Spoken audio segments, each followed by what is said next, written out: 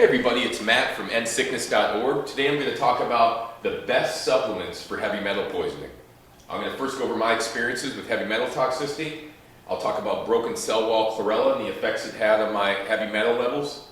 I'll talk about modified citrus pectin, apple pectin, humic acid, pomegranate peel powder, moringa seeds, sodium alginate, zeolite, diatomaceous earth, cilantro. I'll discuss why plant fiber is essential when you're going through this heavy metal detox process, and I'll summarize all the key points for you. So first and foremost, let me talk about my experience with heavy metals. I got a test done when I was about 4 or 5 years into being sick, showed that I had 5 to 6 times the levels of mercury. Lead was through the roof also. Also had aluminum, cadmium that were through the roof. This was a test that I got done. It wasn't just a hair analysis, it was actually urine provocation, where they gave me EDTA IVs and then tested my urine after to see how much metal came out. So at the time the doctor thought that was the origin of my health issues, that was the main root cause, so we went ahead and I tried to address heavy metals with the IVs, but unfortunately the EDTA IVs were not working, so I had to look for natural options. So I came across broken cell wall chlorella, and this one was probably one of the most important out of all these. I took broken cell wall chlorella in extremely high doses for 90 days. I was convinced after 90 days I would be able to remove 80 to 90% of the metals, because this is what I read online on Dr. Mercola and on different studies, etc. So I took about 10 to 15 grams of chlorella per day in capsules. I mean, this was like, you know, sometimes 8, 10 capsules per meal before each meal. And after 90 days of doing that, and yes, I did do colonics and a couple other things, maybe increased detox, but after 90 days I got retested and my levels were literally reduced by 85+%. My lead, mercury, cadmium, aluminum was reduced dramatically. And they did an EDTA urine provocation on the second test as well to make sure that my levels had reduced that much. It was a very legitimate reduction in levels, and I owed it really all to the chlorella. So I really believe in the stuff wholeheartedly, but I think that you got to do it consistently.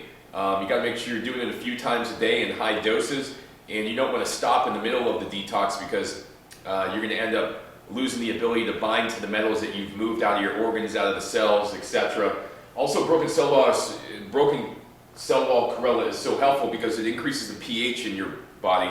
By increasing pH, your cells start dumping some of the stored toxins, and it's a great binder for the stomach and the organs that are close to the stomach.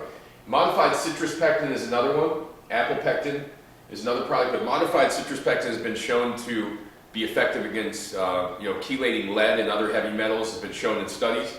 I've had more success with apple pectin myself. Apple pectin is a great binder. You can put it in your stomach, and a lot of the liquid will basically absorb to it. It'll start sucking in all the liquid around it and binding to it. And apple pectin was really helpful for me to clear my stomach of stuff that was in my stomach. Now, I don't know 100% if it reduced my heavy metal levels dramatically, but it's been shown in studies to reduce heavy metals and various toxins, so that's why I added that in there. Modified citrus pectin has more studies on it, but I've had less experience with it.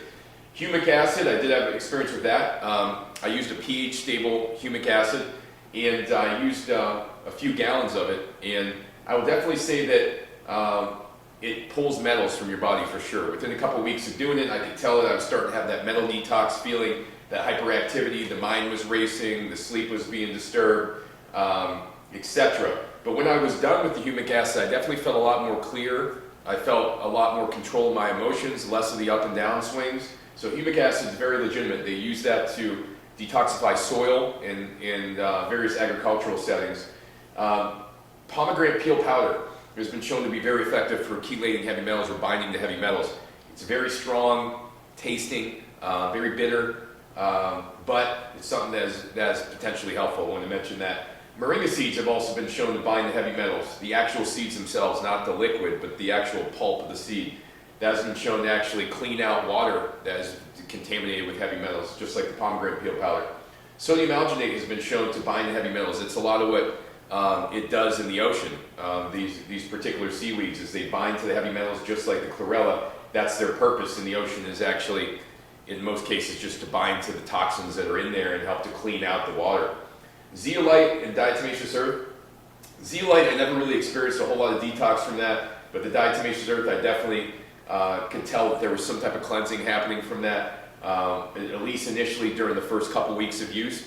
It has very small pores on the diatomaceous earth that allow it to bind to nanoparticles that are in the stomach and attract things to it that are small in particle size and nano size. Cilantro extract is really effective for releasing stored heavy metals. It's not necessarily the best for binding to them, but it can be helpful for releasing stored heavy metals from the brain based upon what information is out there, what studies are out there. I use that along with the chlorella, the humic acid. I never really would use the cilantro by itself because it would help move heavy metals around, but it wouldn't necessarily help bind to them.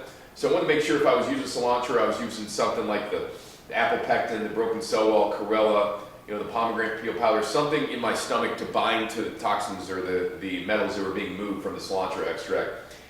Plant fiber is essential throughout this process, okay? If you don't have enough plant fiber, you're going to be slowing down the detox and elimination process. If you don't eliminate properly, aren't going to the bathroom 2-3 times a day, you're going to have quite a difficult detox from heavy metals.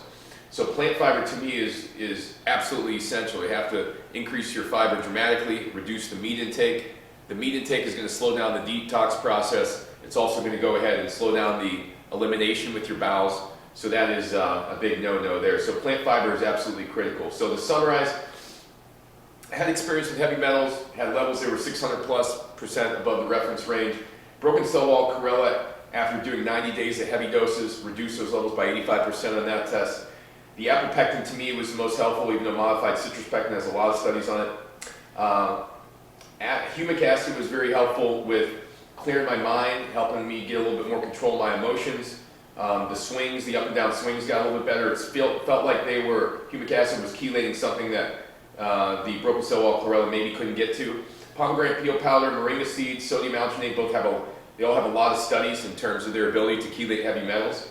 I've had the best experiences with the pomegranate and the sodium alginate.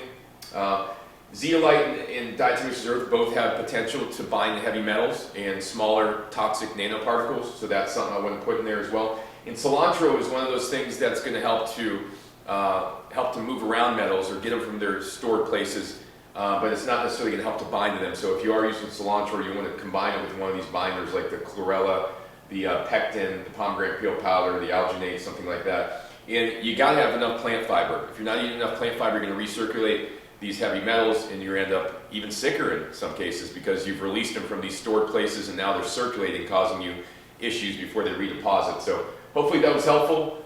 These are the best supplements for heavy metal toxicity if you are looking to overcome it.